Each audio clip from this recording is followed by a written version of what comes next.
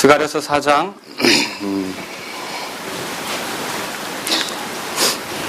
1절부터 10절까지 제가 읽겠습니다. 나와 말하던 천사가 다시 와서 나를 깨우니 내가 마치 잠에서 깨어난 사람 같더라. 그가 내게 이르되 내가 무엇을 보느냐 하매 내가 이르되 내가 보니 보소서 전부 금으로 된 등잔대가 있는데 그것의 꼭대기에 잔이 하나 있고 그것 위에 7 등잔이 있으며 7 등잔과 연결된 7관이 그것의 꼭대기에 있고 그것의 옆에 2 올리브 나무가 있는데 하나는 그 잔의 오른쪽에 있고 다른 하나는 그것의 왼쪽에 있나이다. 나와 말하던 천사에게 내가 이같이 대답하고 말하여 이르되 내 주여 이것들이 무엇이니까 하니 그때 나와 말하던 천사가 내게 대답하여 이르되 이것들이 무엇인지 내가 알지 못하느냐 하므로 내가 이르되 내 주여 내가 알지 못하나이다 하매 그때 그가 내게 응답하여 말하여 이르되 주께서 스룹바벨에게 하신 말씀이 이러하니라. 이르시되 힘으로 되지 아니하고 능력으로 되지 아니하며 오직 내 영으로 되느니라. 만군의 주가 말하노라. 오 큰 산아 내가 무엇이냐? 스룹바벨 앞에서 내가 평야가 되리라. 그가 그것의 머릿돌을 내놓을 때에 크게 외치며 부르짖기를 은혜가 그것에게 있으리라 하리라 하셨느니라. 주의 말씀이 또 내게 임하니라. 이르시되 스룹바벨의 손이 이 집의 기초를 놓았은즉 그의 손이 또한 그것을 끝마칠 것이요 만군의 주께서 나를 너희에게 보내신 줄 내가 알리라. 누가 작은 일들의 나를 멸시하였느냐? 그들이 스룹바벨의 손에 다림줄과 그 7 눈이 함께 있음을 보고 기뻐하리니 그 7 눈은 이리저리 온 땅을 두루 달리는 주의 눈이라 하시니라. 아멘. 자, 기도하겠습니다. 주님께서 이 시간 우리에게 같이 하심으로 영광을 받으시는 것으로 인해 우리가 기뻐합니다. 예수 그리스도를 통해서 드리는 이 경배와 찬양에 대하여 하나님이 홀로 취하심으로 인해 우리가 기뻐합니다. 이 시간 말씀을 전할 때도 부족한 저를 성령님이 다루시고 우리 성도님들에게 복이 되게 하시며 무엇보다 살아계신 우리 구주 하나님께 영광이 되게 하여 주옵소서. 정말로 이 시간 주님이 함께 하시고 원하옵고 예수님의 이름으로 기도합니다. 아멘. 자, 오늘 여러분들이 10절 말씀해 보시면 누가 작은 일들의 나를 멸시하였느냐 이런 말이 있습니다. 이 스가랴서 4장 본문을 여러분들에게 잠깐 말씀을 드리면 이런 내용이 여기 들어 있습니다. 그 스룹바벨 성전이라고 아시죠? 제일 첫 번째 건물 성전이 뭡니까? 솔로몬 성전이었죠.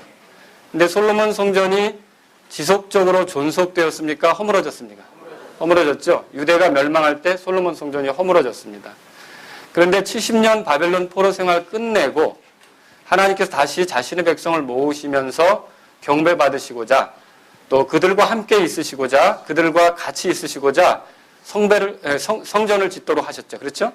이때 짓는 성전, 이 2번째 성전을 우리가 스룹바벨 성전이다 그렇게 합니다. 왜 그러냐면 스룹바벨이 주동이 되어서 시작했기 때문에 그렇게 이제 우리가 말할 수 있는 거죠. 근데 이 본문 말씀에 보면 이 성전을 짓는 데 필요한 거는 하나님의 영이 함께 하실 때 이것이 올라갈 수 있다는 거죠. 그래서 6절에 뭐라고 되어 있습니까? 힘으로 되지 아니하고 능력으로 되지 아니하며 오직 내 영으로 된다. 여러분 찾으셨죠? 예. 천사는 그래서 스룹바벨에게 하나님의 영으로 충만해서 이 일을 완성하라. 그렇게 말하고 있는 거죠. 그리고 9절에 보니까 스룹바벨이 그 집의 기초를 놓았어요. 그러면 기초가 놓아졌다. 반드시 끝날 거라는 거죠. 그래서 반드시 끝마쳐질 일이라는 거죠. 하나님께서 이 일을 스룹바벨을 통해서 시작하셨으면 여러분 우리가 신약에서도 발견하지만 하나님이 시작하신 일은 끝을 보기 마련입니다. 사람은 때때로 어떤 일을 하고서 중도에 그칠 수가 있지만 중도에 다 못 이룰 수가 있지만 하나님께서는 시작하신 일을 반드시 끝내시는 분이십니다. 우리를 향한 구원 계획을 세우셨을 때도 어떻습니까? 그분은 중간에 그것을 이루지 못하신 게 아니라 십자가를 통해 다 이루셨고 이제는 우리 자신 안에도 그것이 완전히 성취되도록 끊임없이 긍휼과 은혜로 인도하시는 분이 살아계신 하나님이십니다. 그래서 우리 안에 이루어진 구원도 반드시 이제 그리스도의 부활의 때 완전히 몸의 구속을 통해 영광스럽게 되어져서 분명하게 성취될 걸 믿으십니까? 네, 이런 날이 우리에게 있는 거죠. 그런데 여기 보면 10절에 누가 작은 일들의 나를 멸시하였느냐 그렇게 되어 있어요. 이 말은 초라하게 여겼느냐 그런 얘기죠. 그럼 왜 이런 말을 합니까? 여러분 여기 다른 성경을 한번 보겠습니다. 학궤 보세요. 학궤 그 앞에 학궤 2장 보겠습니다.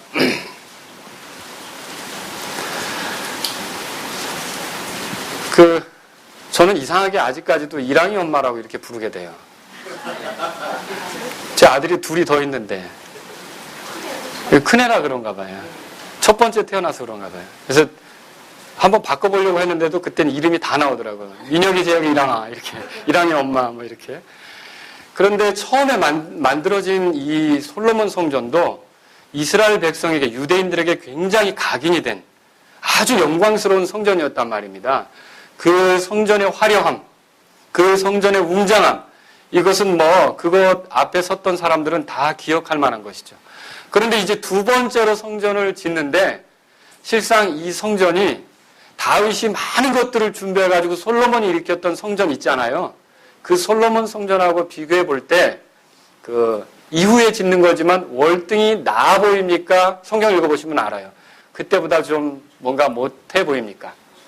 예, 그때보다 사실은 그 외형이나 이런 것들이 왠지 초라해 보여요. 그때보다 뛰어나 보이지 않는다는 거죠. 그래서 여기 3절 보세요. 2장, 학계 2장 3절. 다 같이 읽겠습니다. 너희 가운데 남아있는 자로서 처음에 영광 중에 있던 이 집을 본 자가 누구냐? 이제 그것이 너희에게 어떻게 보이느냐? 그것과 비교하면 그것이 너희 눈에 보잘 것 없지 아니하냐? 그 무슨 말이에요? 이전에 솔로몬 성전을 경험했던 사람은 지금 일으키는 성전을 보니까 왠지 좀 그래요. 이게 좀 시원하게 안 보여요. 마음에 그렇게 차지 않아요. 왠지 이게 작아 보여요. 그리고 실제로 이 일들을 할 때 예산도 적고 또 사람들의 사기도 떨어지고 그래서 이게 제대로 맞춰지긴 할까 이런 생각이 든단 말이죠. 그런데 하나님께서는 스가랴에게 이 메시지를 주시고 이스라엘 백성을 위로하시면서 주의 7눈이 함께 있음을 보고 기뻐한다. 하나님이 함께 하셔서 이 일은 끝을 볼 것이다. 이런 메시지를 주는 거죠. 근데 오늘 여러분하고 제가 보고 싶은 부분은 10절입니다. 누가 작은 일들의 나를 멸시하느냐 그렇게 되어 있어요. 그러면 이전보다 이 일들이 굉장히 작아 보이고 규모가 적어졌고 왠지 축소된 그런 느낌이 든단 말이죠. 그래도 그것이 하나님의 일이라면 기쁨을 가지고 해야 될 것이고 또 하나님께서 일하시는 것에 대한 기대를 가지고 해야 될 것이라는 걸 여러분 오늘 그걸 말씀을 드리고 싶은 겁니다. 오늘은 제가 1대지 2대지 이런 건 없습니다. 근데 여러분 사람들이 어때요? 되게 큰 것에 혹하죠? 큰 것에 혹해요. 그렇지 않습니까? 사실 우리도 그런 사고방식이 있어요. 여기다 이거보다 크면 솔직히 해보세요. 좋아요, 싫어요? 아닙니다. 이렇게 하는 사람은. 그죠? 뭐든지 이렇게 큰 걸 좋아해요. 피자를 보통 8조각으로 나눠요. 그래서 이제 아이들이 있을 때 같이 먹자 그러면 그 우선순위를 이제 누구부터 골라야 되는데 가만히 보죠. 아이들도 저 큰 게 나한테 와야 되는데. 그래서 아빠가 제발 저 큰 거는 집지 마셔야 되는데. 예, 다 뭘 좋아해요? 큰 걸 좋아해요. 큰 걸. 세상에서 가장 큰 나라, 넓은 땅을 가진 나라가 어느 나라죠? 러시아죠. 러시아가 우리나라 땅의 170배. 되게 크죠? 그리고 전 세계 대륙의 12%를 차지하는 나라예요. 이건 굉장히 넓은 나라죠. 우리가 그 큰 땅덩어리를 솔직히 말해서 부러워합니까? 별거 아닙니까? 우리나라 사람들이 왜 이렇게 좁은 땅에 살까? 이렇게 생각할 때가 있다는 거죠. 넓은 땅, 큰 나라를 부러워할 때가 있어요. 한국 사람들은요, 또 유달리 큰 차 타는 걸 되게 좋아해요. 그죠? 제 차는 자가요 목사님 해당상 없어요. 그런 분도 있지만 2011년도에 보니까 가장 많이 팔린 차종 상위 1위부터 10위까지가 있어요. 근데 우리나라에서는 그 중에 이 1위부터 10위 안에 7개 차종이 2000cc 이상의 큰 중형 차들이었다라고 하는 거죠.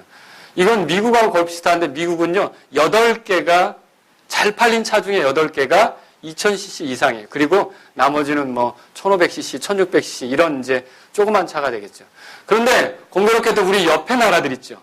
중국하고 일본은 2011년에 그걸 조사했는데 가장 많이 팔린 차종 1위부터 10위까지를 조사했는데 2000cc 이상 나가는 차는 한 대도 없었어요. 그러니까 큰 차는 팔리기는 팔리지만 인기 있는 차종으로는 안 들어간다는 거죠. 그럼 우리나라 사람들은 보편적으로 무슨 차를 좋아해요? 큰 차를 좋아하죠? 그럴 수밖에 없어요. 큰 차를 끌고 가야 호텔 보이가 나오죠. 그런 경험 있죠? 이런 거 있잖아요. 그리고 왠지 큰 차를 끌고 관공서에 들어가면 사람들이 어때요? 이렇게 하는데 작은 차 끌고 가려면 시비 붙죠. 무슨 일로 오셨습니까? 뭐 이런 거 있죠. 사람들이 자꾸 어떻게 해요? 큰 걸 좋아하게 된다라고 하는 거죠. 그래서 사람들이 큰 것을 가지면 안심하고 여유롭게 생각해요. 그런데 하나님은요. 이사야서 55장 펴보세요. 하나님은 어떤 분이십니까? 이사야서 55장. 하나님은요. 이사야서 55장 8절에 내 생각은 너희 생각과 다르며 내 길은 너희 길과 다르다. 여러분 믿으십니까? 네. 사람들이 추구하는 생각과 하나님이 생각하는 것이 다르다라고 하는 거죠. 실제로 이 같은 예를 우리가 어디서 발견하냐면 사무엘상 16장에서 발견할 수 있어요. 한번 보세요. 사무엘기상 16장입니다. 이 본문 안에는요. 어떤 내용이 나오느냐. 사울이 잘못했기 때문에 하나님께서 사울을 대신해서 왕을 세우려고 했습니다. 그런데 사울을 대신한 왕으로 지목받은 자가 이새의 집에 있는 거예요. 사무엘이 그 집에 찾아갔죠. 기름 부으려고. 그런데 첫째 아들이 딱 나오니까 그 덩치, 그 키, 그 장대함 이걸 보고 사무엘도 사실은 뭐라 했어요? 이야 주께서 택하신 자가 여기 있구나. 그렇게 마음 먹었다는 거죠. 근데 주님은 뭐라고 말씀하셨습니까? 7절에 보세요. 이건 다 같이 읽어보겠습니다. 7절에 시작. 주께서 사무엘에게 이르시되 그의 용모나 키의 크기를 보지 말라. 내가 이미 그를 버렸노라. 주는 사람이 보는 것처럼 보지 아니하나니 사람은 겉모습을 보나 주는 마음을 보느니라. 아멘. 주님은 그의 큰 키를 보라고요? 아니에요. 오히려 희한하게도 그 집에서 가장 작은 자, 막내, 8번째 아들, 누굽니까? 그래서 설마 이렇게 작기 때문에 무슨 왕감이랴? 아버지조차도 그렇게 생각해서 사무엘이 방문하는데 너는 양이나 지켜. 이렇게 보낸 거 아닙니까? 근데 그 가장 작은 자가 어떻게 된 거예요? 주의 눈에 주목받는 자였다는 거죠. 주님의 마음에 합한 자였다는 거죠. 그래서 저는 여러분이 꼭 기억하셔야 될 사실을 하나 말씀드리면 하나님 안에서는요. 우리 주님 안에서는 작은 것도 귀하다라는 생각을 하셔야 됩니다. 작은 것도 귀하다는 생각을 하셔야 되죠. 자, 하나님께서 이스라엘 백성을 이집트에서 건져내실 때 보낸 게 큰 군대입니까? 아므람 집에 조그만 아이 하나 주셨어요.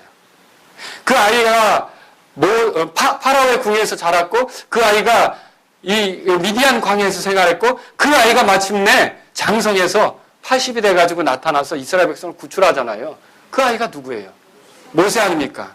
하나님께서 영적으로 정치적으로 굉장히 타락하고 힘을 잃었던 이스라엘 백성, 블레셋에게 괴롭힘을 당하는 이스라엘 백성을 구출하고자 한나라고 하는 여자에게 한 아이를 주셨어요.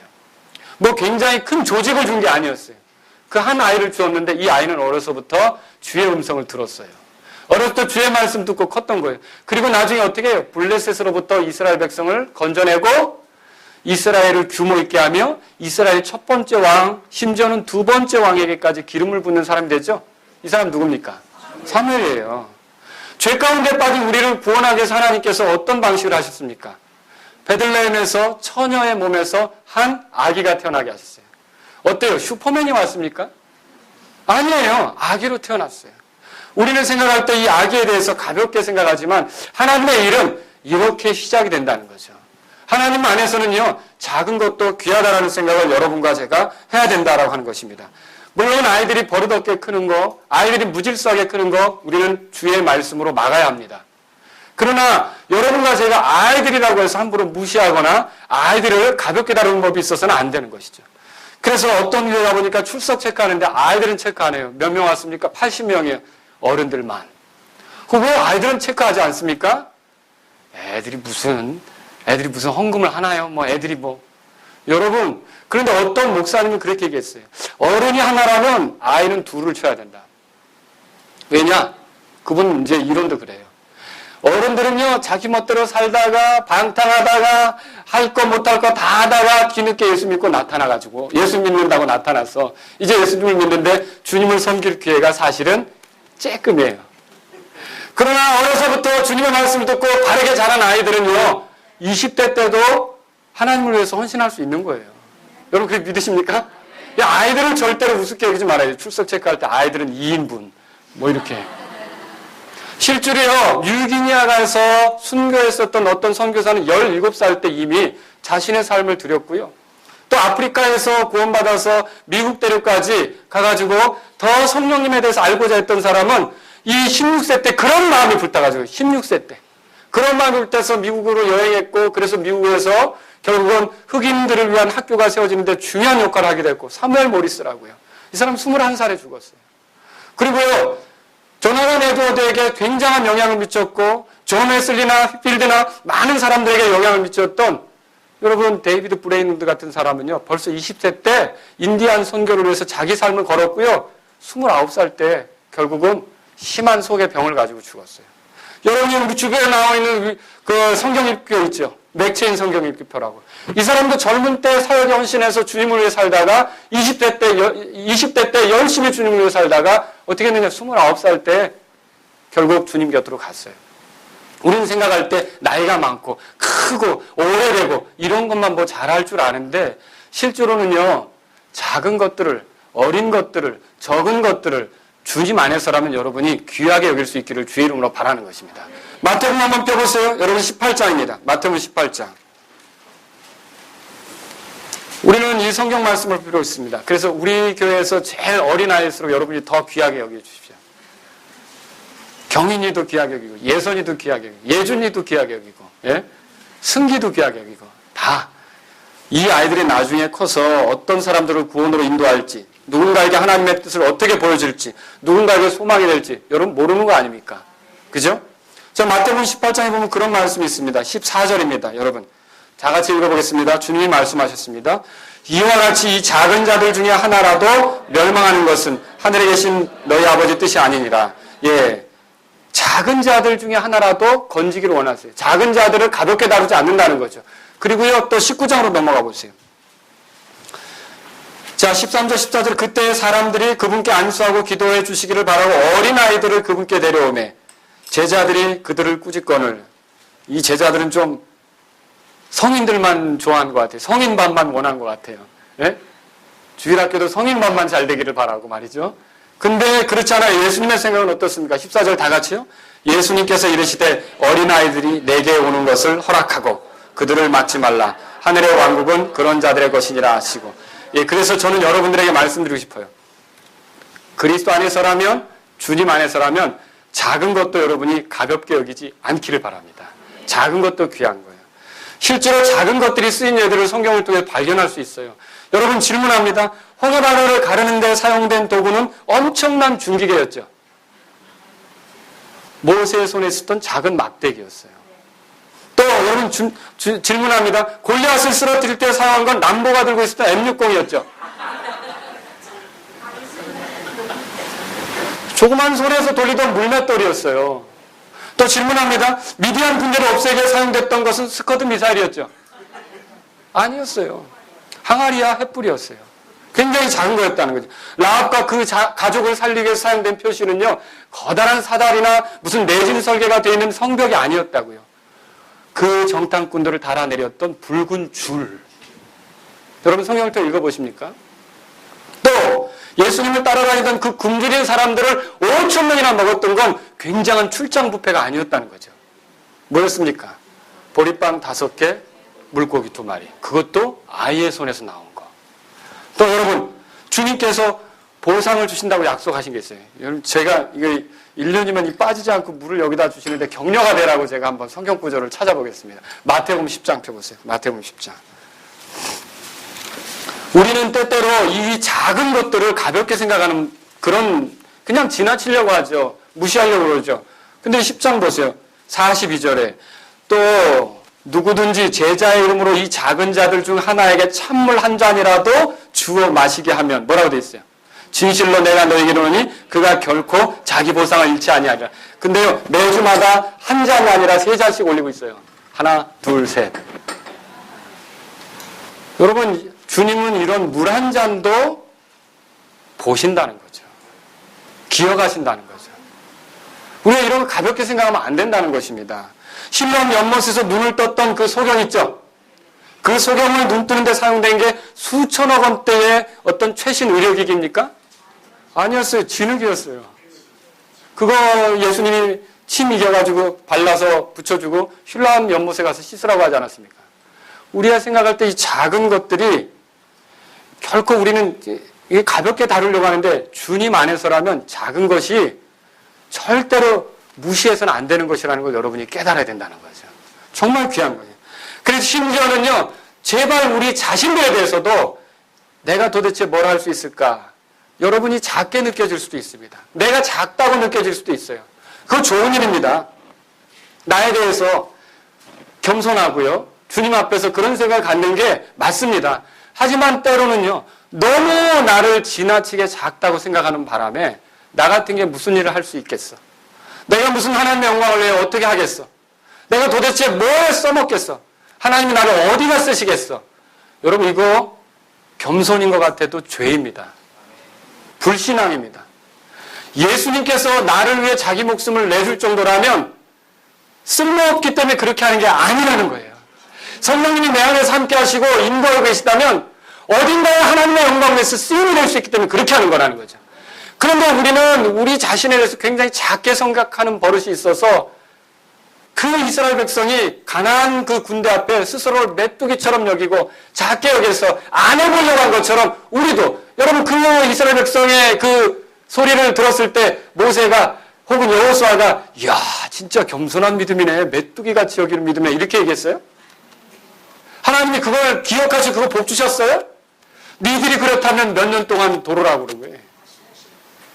여러분 우리는요 우리 자신이 작은 건 맞지만 주님 안에서라면 그리스도 안에서라면 주님께서 나를 구원하셨고 나를 위해서 십자가에서 핏값을 지불해서 하나님의 백성으로 만들 정도라면 그리고 내가 어떤 가치가 있어서 어떤 목적으로 그랬는지 모르지만 분명히 주님이 목적하신 바 뜻하신 바 하나님께서 나를 쓰시려고 하는 게 헛되지 않는다면 나는 귀하게 쓰일 수 있다는 믿음을 가지시기 바랍니다. 하나님의 영광을 쓰임받을 수 있다는 믿음을 가지셔야 된다는 거죠. 하나님은요 작은 것을 쓰실 뿐만 아니라 작고 시시하게 보이는 것을 쓰시기도 한단 말이죠. 예를 들어서 성경을 찾아보세요. 누가복음 21장입니다. 누가복음 21장 1절부터 보세요. 그분께서 위를 보며 부자들이 성전 보고에 예물을 넣는 것을 보시고 또 어떤 가난한 과부가 거기에 2렙돈을 넣는 것도 보시고 이 렙돈은 굉장히 적은 돈입니다. 이르시되 진실로 내가 너에게 이르노니 이 가난한 과부가 그들 모두보다 뭐라고 돼 있어요? 더 많이 넣었다. 왜 그런가요? 이들은 다 풍족한 가운데서 하나님의 헌물로 넣었거니와 그 과부는 빈궁한 가운데서 뭐라고 돼 있어요? 자기가 가진 생활비 전부를 넣었다 그랬어요. 실제로 사람이 보기에 액수로는 작아요. 그렇지만 그가 가진 전부를 드렸기 때문에 주님의 눈에는 그게 굉장히 크게 보인 거예요. 여러분 그래서 우리가 이 여자가 부자들이 합친 것보다 더 많이 드렸다는 걸 알 수 있는 거죠. 또 여러분 보리빵 5개와 물고기를 대했을 때 한번 보세요. 요한복음 6장에 뭐라고 되어 있습니까? 이거 찾아봐야겠습니다. 요한복음 6장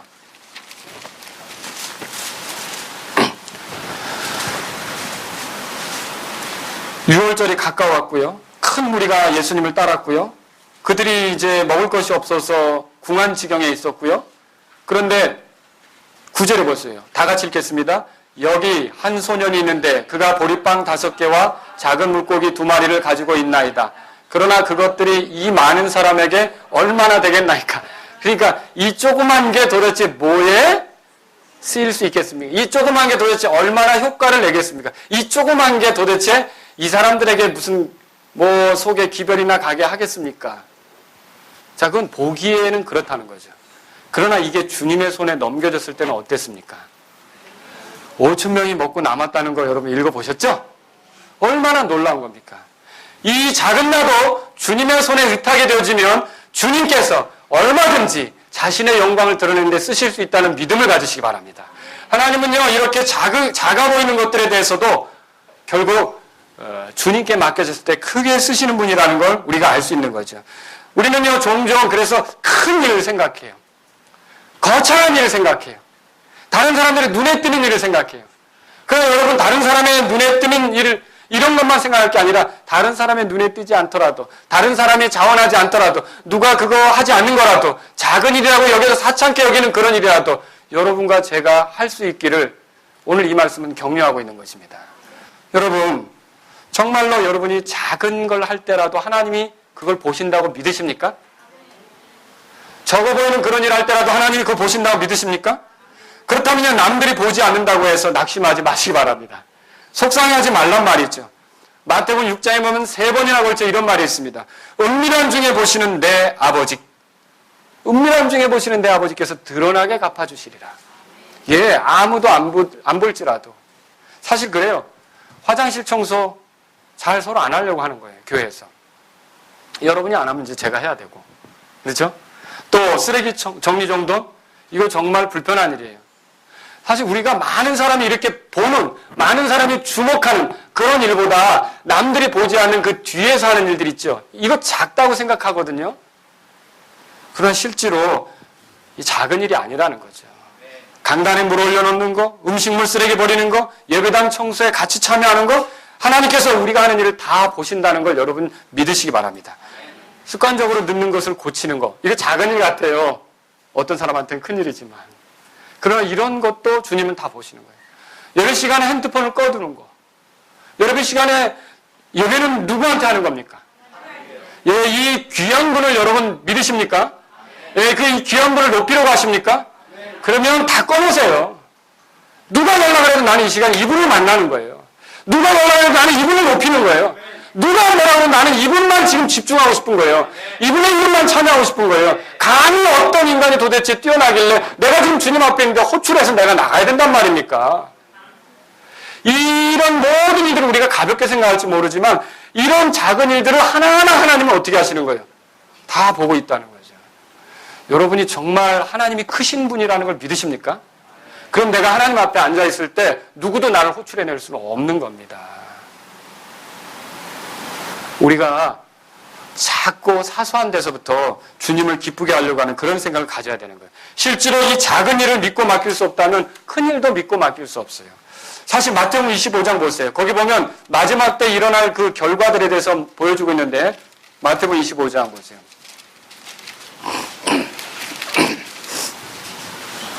21절입니다. 여러분 5달란트, 2달란트, 1달란트 그 비유 아시죠? 이때 5달란트, 2달란트 받은 자가 5달란트를 남기고 2달란트를 남겼을 때 무슨 소리를 듣는지 보세요. 21절 다 같이 읽겠습니다. 그의 주인이 그에게 이르되 잘하였도다 착하고 신실한 종아 내가 적은 것에 신실하였은즉 내가 너를 많은 것을 다스릴 치리자로 삼으리니 너는 내 주인의 기쁨에 참여하라 하니라. 또 거기 4절 그 밑에도 보십시오. 23절 같이 읽겠습니다. 그의 주인이 그에게 이르되 잘하였도다 착하고 신실한 종아 내가 적은 것에 신실하였은즉 내가 너를 많은 것을 다스릴 치리자로 삼으리니 너는 내 주인의 기쁨에 참여하라 하니라. 사실 제가 이 성경을 보면서 이게 사실 적은 게 아니거든요. 1달란트가 적은 게 아니에요. 5달란트도 적은 게 아니에요. 근데 어떤 사람은 이게 작다고 생각해서 내 인생이 작다고 생각해서 주님을 위해 살려고 하지 않을 수도 있지만 이런 사람들은 어떻게 하면 귀하게 여기고 그걸 하나님이 주신 은혜를 장사해서 더 많은 것들을 남기려고 했던 사람들이라는 거죠. 주님이 우리에게 이런 기회들을 주셨을 때 여러분 절대로 작고 시시한 일이라고 해서 뒤로 물러가지 않기를 바랍니다. 하다가 이거 누가 알아주기나 해? 라고 해서 적당히 물러서려고 하지 않기를 주의 이름으로 바랍니다. 누가복음 16장 10절에도 가장 적은 것에 신실한 자는 또한 많은 것에 신실하고 가장 적은 것에 불의한 자는 또한 많은 것에 불의하니라 그렇게 말하고 있어요. 왜 적은 일에 신실해야 합니까? 이 적은 일이 큰 일로 이어지게끔 돼 있어요. 항상 원리가 그래요. 교회 문제도 돌아봅시다. 교회가 작다고 우리가 최선을 다하지 않으면 큰 양떼를 맡을 수가 없는 거죠. 그렇죠? 제자들은 작은 교회였지만 이 120명밖에 안 되는 교회였지만 어때요? 기도하고 함께 했더니 나중에 3,000명, 5,000명 사도행전을 통해 읽어보죠? 여러분 우리가 읽어볼 수 있어요. 주일학교 교사도 마찬가지. 내가 맡은 아이가 2-3명밖에 안 된다. 여러분 그거 시시하게 여기면 안 됩니다. 굉장히 중요한 일을 하는 거예요. D.L. 무디를 변화시키는 그 주일학교 교사 얘기 들어보셨잖아요. 이 주일학교가 D.L. 무디를 하나님 말씀으로 인도했을 때 이 무디가 나가서 결국은 전 세계에 약 1억 명 가까운 사람들에게 복음을 전할 수 있는 그런 기회를 가진 거 아닙니까? 두 사람, 세 사람이라고 주일학교 지각하거나 내가 가르쳐야 될 시간에 빠지거나 이거 옳지 않습니다. 작더라도 신실해야 더 많은 것들을 주님께로부터 얻을 수 있는 것입니다. 우리가 이렇게 해서 교회든지 주일학교든지 작은 일이라고 여겨져서 내가 대충 하려고 하면 안 된다는 거죠. 설교를 할 때 어떻게 합니까? 이 말씀을 듣고 사람들이 열매를 맺을 거라는 기대가 있어야 되죠. 주일학교 교사라면서 뭘 생각합니까? 내가 가르치는 아이들이 하나님 말씀으로 바르게 클 거라는 기대가 있어야 되죠. 적당히 시간 때우는 거 아니란 말입니다. 우리가 작은 일도 귀하게 여겨서 주님 앞에 하려고 하는 자세를 가져야 된다는 거죠. 찬양대요? 마찬가지예요. 이 찬양대를 통해 성도들을 대표해 주님을 노래하고 이 찬양대를 통해 또 성도들의 마음이 열려 주님께 가까이 가게 하고 얼마나 귀한 일입니까?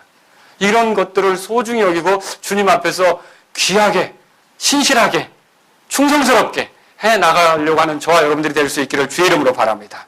많은 사람들이 작은 일에 충성해서 결국 큰 일을 맡았어요. 한 집안 총무로서 열심히 신실하게 일했던 여러분 이집트로 팔려간 총무 아시죠? 누굽니까? 요셉이에요. 그 집안 총무가 나중에 어느 총무가 됐습니까? 국가 총무가 됐죠. 이집트 제국의 총무가 된 거예요. 작은 일에 신실하니까. 여러분, 자기 아버지에게 맡겨진 양떼를 잘 돌봤던 그 목자가 마침내 이스라엘의 목자로서 이스라엘 전체 양떼를 치고 다스리는 그런 목자가 됐는데 그 사람이 누굽니까? 다윗이죠. 여러분, 사자나 곰이 자기 양떼를 뜯으려고 하면, 물으려고 하면 나가서 그 사자나 곰을 물리쳤던 그때도 도망가지 않고 싸웠던 사람이 마침내 한 나라의 거대한 적을 쓰러뜨리는 일을 하지 않습니까? 누굽니까? 다윗 아닙니까? 여러분, 모세가 목회할 때 그 옆에 따라다니면서 사무원처럼 말이죠. 시종 섬기고 이렇게 했는데 나중에 모세가 은퇴할 때 모세의 뒤를 이어서 이스라엘 교회, 광야교회, 이 이스라엘 가나안 이 회중을 책임져서 영적 전투를 나가는 사람이 누굽니까? 다 이 사람들은 작은 데서부터 신실했다는 거죠. 디모데는 어땠습니까? 바울의 부관으로서 신실하게 했는데 여러분 디모데후서 공부했지만 마지막 때 이 바울이 자기의 사역을 넘기면서 자기 후계자처럼 마지막 당부를 하는 존재가 누굽니까? 디모데 아닙니까? 저와 여러분들이 작은 일부터 신실을 해야 된다는 거죠. 절대로 내가 맡은 일을 가볍은 일이라고 남들이 안 알아주는 일이라고 누가 보지 않는 일이라고 우습게 여기서는 안 되는 거죠. 큰 일이라고 반드시 또 하나님께서 주신 일도 아닙니다. 하나님의 심판으로 물거품이 될 때까지 바벨탑은 계속 올라가게끔 되어 있습니다. 점점 커진다는 얘기죠. 여러분이 큰 거에 주목하는 버릇이 있는데 사람들이 많이 모이면 하나님의 일이고 적게 모이면 하나님의 일이 아니고 그것도 잘못된 생각이죠. 지난주에 제가 이제 부산에 갔다 그랬잖아요. 그런데 토요일 날 경주에서 묵게 됐는데 부산에서 오신 부산의 그 목사님이 저에게 전화를 했더라고요. 전화를 하셔서 여행 좀 했어요. 그런데 여행을 할 수가 있어야지. 날이 그렇게 뜨거운데요. 그죠? 그래서 있어요. 그랬더니 이제 그러면 저녁을 좀 맛있는 데로 드시러 가세요. 어디로 가면 좋은데요? 그랬더니 맷돌 순두부집이 있대요. 아, 그래요? 그게 어디 있는데요? 카운터에 한번 물어보시면 잘 알려줄 거라고. 그래서 물어봤죠? 그랬더니 그런 데가 있어요? 그랬더니 있대요. 한 15분 가야 된다는 거예요. 그래서 갔죠. 근데 분명히 맷돌 순두부집이라고 그랬는데 그 동네는요, 다 순두부집이에요. 전부 다 순두부집이에요. 해물 순두부부터 시작해서 전부 다 이게 어디로 가란 말이야 그랬더니 저희 집사람이 맷돌 순두부집 저기 있는 걸 간판을 봤대요. 제가 차를 대는 동안. 그래? 거기 가보지. 갔어요. 이거 웬걸요? 다른 순두부집은 조용해요. 근데 그 순두부집은 번호표를 받으라는 거예요. 원별. 그래서 번호표를 나눠주고 있더라고요. 그래서 나도 받았죠? 받았는데 그럼 얼마나 기다려야 돼요? 그랬더니 다른 사람들도 막 기다리고 30분 이상은 기다려야 됩니다. 30분? 맛있다니까 받고 있었어요. 그래서 거기 있다가 답답하니까 왔다 갔다 하고 이 맷돌 순두부집에 서봐 한번 사진 좀 찍어줄게 여보 하고 사진도 찍어주고 이렇게 하면서 거기서 있다가 우리 차례 됐나 하니까 아직도 안 됐어요. 그래서 조금 있다가 또 돌다가 또 이제 또 들어갔죠. 나가지 말고 에어컨 나오니까 더우니까 여기 있자. 그래서 거기서 기다렸죠. 그리고 한 사람 이렇게 들어가는 거예요. 예, 3번 손님. 그럼 멋있어요. 목소리의 카리스마. 3번 손님. 예, 또 탁 나가서 이제 먹죠. 4번 손님 몇 분이십니까? 예, 5분. 분입니다. 아, 예, 이쪽으로 오십시오. 뭐 이렇게 해서 탁탁 들어가더라고요. 그래서 정말 대단한가 보다. 근데요, 집사람이 가만히 쳐다보는 게 저희 자매가. 근데 저보고 툭 하는 말이 왜 나오는 사람들이 굉장히 신나는 표정이 아니지? 음식을 먹어서 뭐 굉장을 먹었다는 표정이 아니지? 그래서 우리 또 가서 앉아서 먹었어요. 근데 우리 동네 순두부랑 비슷해요. 왜 거기 있어야 되는 거예요? 나도 모르게 줄 서면 마시는 줄 알았어요. 사람들이 많이 모이면 마시는 줄 알았다고요. 그 보니까 밖에 하니까 SBS 방송 뭐, KBS 방송 뭐 이게 나왔던 거예요. 사람이 많이 모이면 대단한 줄로 알고 갔는데 우리 옆집 순두부 1,000원짜리 더 싼 거 있죠. 거기 8,000원, 여긴 7,000원. 여기가 더 나은 것 같아요. 아, 깨달은 게 있어요. 많은 사람이 모이는 곳이라고 해서 큰 물이라고 해서 좋은 게 아니구나. 여러분, 큰 건물에 올라가면 하나님 일이라고 여러분 생각하십니까? 지난주 목요일날 영동성소침역에 갔어요. 이준수 목사님이 화요일날 이사를 했다고 그랬고 목요일날 그래서 이렇게 예배당 어떻게 정리가 됐는가 들어가 봤죠. 근데요, 예배당에 올라가기 전에 앞에 보니까 진짜로 굉장한 우리 교회 건물보다 큰 그런 건물이 하나 있는데 거기에 어머니 하나님 믿는 사람들 있잖아요. 이상한 사람. 그 건물이 있는 거예요. 그래서 어휴, 목사님 기도 세게 해야겠다. 맞은편에 그게 있으니 바로 마주보고. 그래서 올라가서 이제 이런저런 얘기해서 저런 건물이 있어서 목사님 이 교회 기도 많이 해야겠습니다. 그랬더니 부동산에서 들은 얘기인데 누군가 400억을 헌신했대요. 2단이 400억을 헌신한 거예요. 2단에다가. 여러분 대단하지 않습니까? 그 자체만으로는 대단해요. 근데 그 하나님 일입니까? 아니죠. 바벨탑은 올라가게 돼 있어요. 언제까지요? 하나님이 심판하실 때까지. 바벨탑은 올라가게 돼 있어요. 그러니까 이 세상에서 뭐가 잘 되고 화려하고 크게 되고 대단해 보인다고 해서 여러분은 혹할 게 아니에요. 하나님께서 나에게 주신 길을 가면 감사하실 수 있기를 주의 이름으로 바랍니다. 모든 일이 다 사람들에게 알려지는 것은 아닙니다. 또 모든 일이 다 사람들에게 알려질 필요도 없습니다. 또 모든 일이 사람들에게 다 알려지는 것이 꼭 그렇게 중요한 문제도 아닙니다. 그러나 하나님 보시기에 큰일이 되도록 각자가 주어진 형편에서 최선을 다하는 건 꼭 필요한 일이라는 걸 기억하십시오. 유대인들이 성전을 재건하려고 했을 때 그 일은 딱할 정도로 작아 보였습니다. 하지만 분명히 하나님 일이에요. 하나님께서 시작하신 일이에요. 그래서 결국 나중에 그런 성전을 통해 하나님을 찾는 사람들이 계속 생길 거 아닙니까? 그렇죠? 작은 일들의 날이라고 멸시하지 않기를 바랍니다. 하나님의 일이라면요, 어떤 일도 작지 않습니다. 사랑으로 섬기는 일이라면 어떤 일도 작지 않습니다. 그리스도의 영광을 위해서 결단하며 나아가는 일이라면 어떤 일도 작은 일이 아니라는 것이죠.